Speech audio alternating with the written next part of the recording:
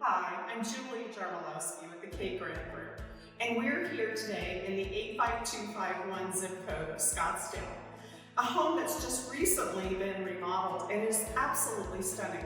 We'd like to share with you an idea that might take your home and make it more viable as an STR perhaps, if that's the direction you want to go, but it also might add an extra little playroom for the kids.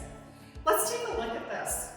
Look how large this garage is in itself, but this garage also has side rooms off of it. If we were to take the air conditioning unit that's here in this room and make it one of the mini splits, you could put bunk beds in here and create a really fun little getaway place, both for adults and children.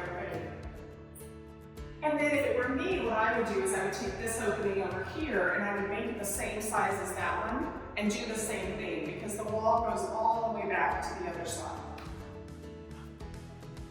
Then you would take this area out here and you would make a playroom out of it.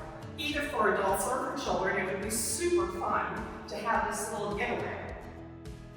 I'm Julie Jarmalowski with the K Grant Group, and I would love to help you find the perfect home just like this one.